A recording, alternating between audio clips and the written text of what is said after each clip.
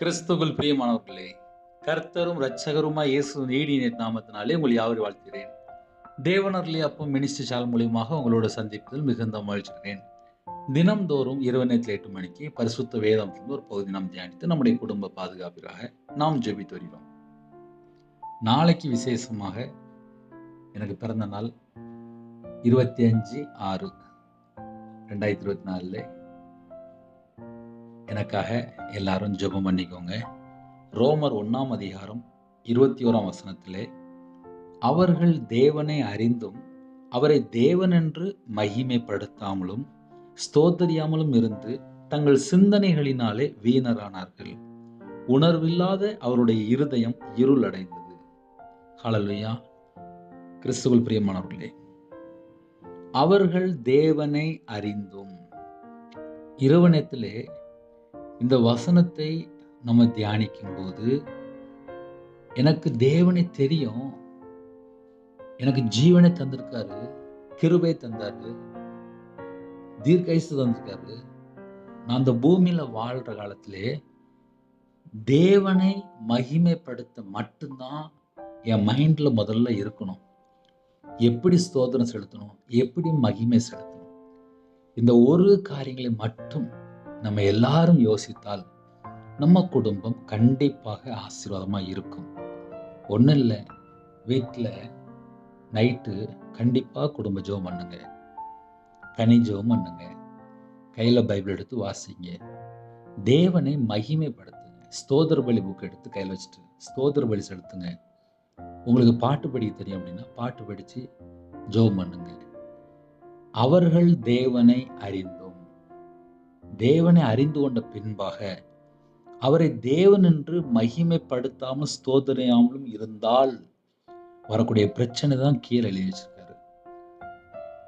ஆவிக்குரிய வாழ்க்கையிலே அனுதினமும் வளர்ச்சி இருக்க வேண்டும். இந்த ஜனத்தை எனக்கென்று ஏற்படுத்தினேன், இவர்கள் என் துதியை சொல்லிக் கொண்டு வருவார்கள் என்று எழுதப்பட்டிருக்கு. இன்னைக்கு இரவு நேரத்திலே நம்ம வாழ்க்கையிலே நம்ம தேவனை மகிமைப்படுத்துறோமா?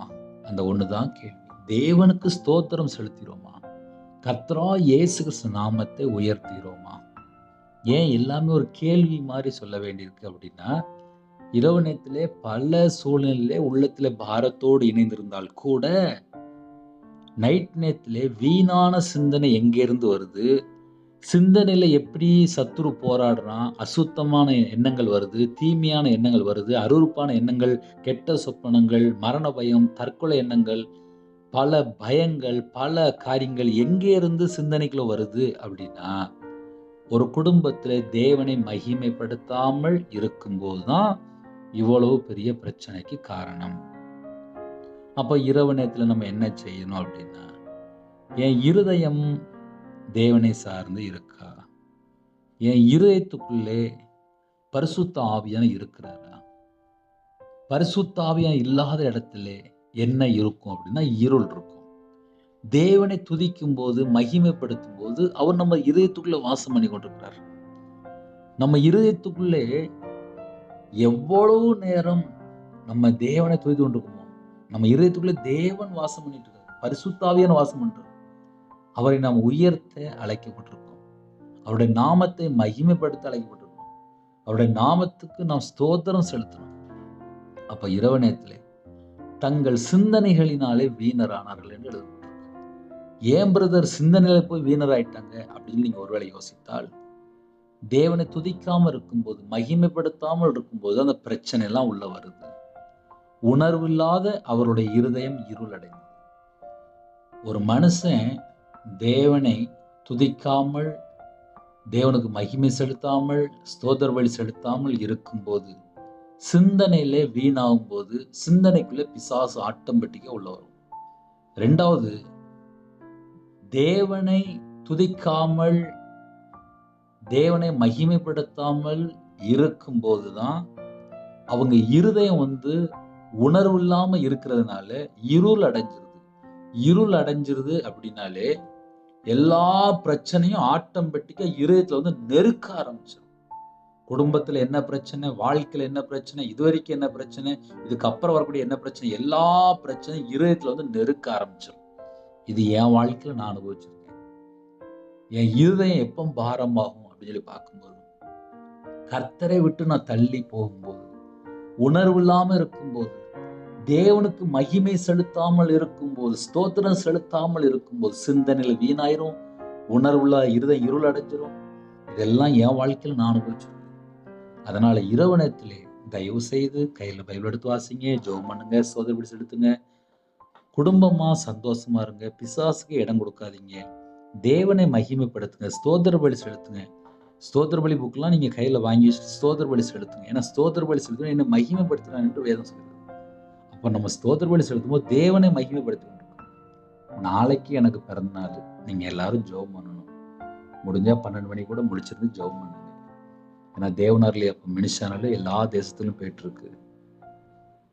கர்த்தர் தான் ஆசீர்வதிக்கணும். கொரோனா நேரத்துல எங்க அம்மா இறந்து போயிட்டாங்க. எங்க அம்மா தான் என்கிட்ட கேட்பாங்க, டேய் நாளைக்கு நீ என்ன செய்ய போறடா? ட்ரெஸ் வாங்கிட்டியா? கேக் வாங்கிட்டியா? உனக்கு நாளைக்கு பிறந்த நாள் அப்படின்னு சொல்லி பெத்த தாய் சொல்லும். பெத்த தாய் இல்லை. கர்த்தரோட கிருபையினால ஆன்லைன் மூலியமாக நிறைய தாய்மார் பேசுறீங்க, நிறைய தாய்மார் செய்தி கேட்குறீங்க, நிறைய குடும்பத்தில் இணைந்திருக்கிறீங்க. நீங்கள் எல்லாரும் எனக்காக ஜெபம் பண்ணிக்கோங்க. இன்னும் இந்த ஊழியம் கடைசி காலத்திலே நம்ம செஞ்சிட்ருக்கோம். பல பாடுகள், உபத்திரங்கள், பல சூழ்நிலைலாம் செஞ்சிட்ருக்கோம். தொடர்ந்து எங்களுக்காக ஜெபிங்க. நம்ம இப்போ எல்லாரும் ஒருமனப்பட்டு ஜெபிக்க போகிறோம். தேவனுக்கு மகிமை செலுத்துங்க. அதுதான் முக்கியம். ஏன்னா நிறைய குடும்பத்தில் செல்ஃபோன் அடிமையில் இருக்காங்க. அப்படி இல்லைன்னா டிவியில் படம் பார்க்குற, நாடகம் பார்க்குற ஏதாவது ஒரு கருத்தில் அடிமையாக இருக்குங்க. அதெல்லாம் வேண்டாம்.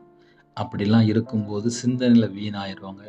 இருதயம் இருள் அடைஞ்சிடும். அது நமக்கு வேண்டாம். நம்ம தேவனுக்கு பிரியமானபடி வாழ்வோம். கண்களை மூடி நாம் ஜெபம் செய்வோம். கிருபை மகிமை நிறைந்த பரிசுத்தமுள்ள நல்ல தகப்பனே, நன்றியோடு துதிக்கிறோம்ப்பா. இந்த நாள் முழுதும் எல்லா காரியத்திலும் கர்த்தர் கூட பாதுகாத்த கிருபைக்கா நன்றி. சில குடும்பத்தில் வண்டியில் வேகமாக போனாங்கப்பா. ஆனாலும் என் தேவன் ஜீவனை கொடுத்த கிருபைக்கா நன்றி. பாதுகாத்த கிருபைக்கா நன்றி. நைட் நேரத்தில் டியூட்டியில் இருக்காங்க. எல்லா குடும்பத்தையும் கர்த்தர் கூட இருந்து பாதுகாக்க வேண்டும். உங்கள் பிள்ளைகளுக்கு என்னென்ன தேவையோ எல்லாவற்றையும் தந்து தான்ப்பா நீங்கள் ஆசீர்வதிக்கணும். இன்னைக்கு வேணும்ப்பா. எல்லா விதமான ஆசீர்வாதம் வேணும்ப்பா. நிறைய குடும்பத்தில் கடனில் கஷ்டப்படுறாங்கப்பா. அந்த கடனுக்கு ஒரு முடிவு கொண்டு வாங்க. கற்பத்தினிக்காக ஜெபிக்கிறாங்க. கர்த்தர் மனம் இறங்கி ஆசிரிங்க. மாசமாக இருக்காங்க, தாயும் பிள்ளையுமா ஆசிரிங்க. டெலிவரி போகிறாங்க, கர்த்தர் கூட இருங்க. திருமண தேவைக்காக ஜெபிக்கிறாங்க. கர்த்தர் கூட இருந்து வாசல் திறந்தாங்க. நைட் நேரத்தில் தூக்கம் வராமல் தேவையில்லாமல் அப்போ நிறைய பிரச்சனைகளை போய் சிக்கிக்கொள்கிறாங்க. தேவையில்லாத ஃப்ரெண்டு, தேவையில்லாத வெப்சைட்டு, தேவையில்லாத நெட்டு, தேவையில்லாத பல மணி நேரம் வேஸ்ட் பண்ணுறது, தேவையில்லாத நபர்கிட்ட பேசுறது, அந்த எல்லா செத்த கிரியும் அழிக்கப்படட்டும்பா. இரவு நேரத்திலே உம்முடைய பாதவிலே காத்திருந்து உங்கள் நாமத்தை மகிமைப்படுத்துகிற பிள்ளைலாம் மாறட்டும். குடும்ப ஜெபம் பண்ண கர்த்தர் கிருபை செய்யுங்க.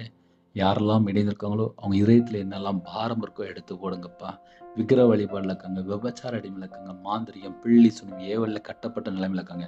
அந்த குடும்பம் ரட்சிக்கப்பட வேண்டும். அந்த வீட்டுக்கு ரொம்ப கிரீசுற எல்லா சத்துன் கிரியெல்லாம் அழிக்கப்படட்டும். இயேசு நாமத்தை சுட்டரிக்கப்படட்டும்.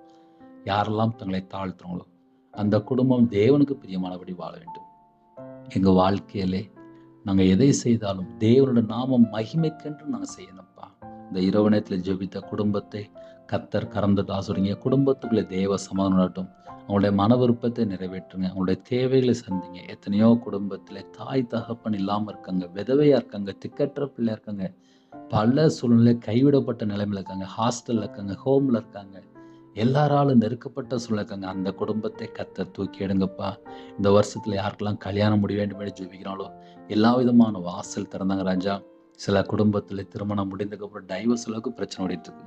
அந்த குடும்பத்தை கர்த்தர் மீட்டெடுங்க. வீடு கட்டிட்டு இருக்காங்க, நல்லபடியாக வீடு கட்டி முடிக்கிற அந்த கிருபை செய்யுங்க. வெளிநாட்டில் இருக்காங்க, அவங்களோட வாழ்க்கையில் எந்த சூழ்நிலை உபத்திரத்தை இருக்காங்களோ எல்லா உபத்திரத்தெல்லாம் நீக்கி சமாதானத்தின் தேவன் உங்கள் பிள்ளைகளோட நீங்கள் தங்கியிருக்க வேண்டும். நைட் நேரத்தில் பஸ்ஸில் போயிட்டுருக்காங்க, காரில் போயிட்டுருக்காங்க, ட்ராவலிங்கில் இருக்காங்க.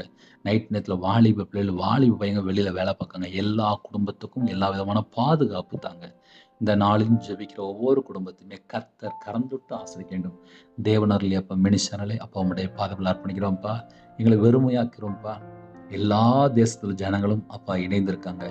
நாங்கள் கர்த்தருடைய கரத்திலே அப்பா விசேஷமாக உம்முடைய உள்ளங்கரத்துக்குள்ள நாங்க அடங்கி இருக்கணும்ப்பா. எங்களுக்கு அந்த கிருபை தாங்கப்பா. ஜெபித்த குடும்பத்தை கர்த்தர் ஆசீர்வதிங்க. பலகணிகளை திறந்து ஆசீர்வதிங்க. பண்டகசாலை திறந்து ஆசீர்வதிங்க. ஆசீர்வாத மழை அப்ப அந்த குடும்பத்துல பெய்யட்டும்ப்பா. அதிகாலை வேளை எழுப்பிவிடுங்க. உம்முடைய சமூகத்துல கண் விழித்து ஜெபிக்க, துதிக்க, மகிமைப்படுத்த எங்களுக்கு கிருபை தாங்க.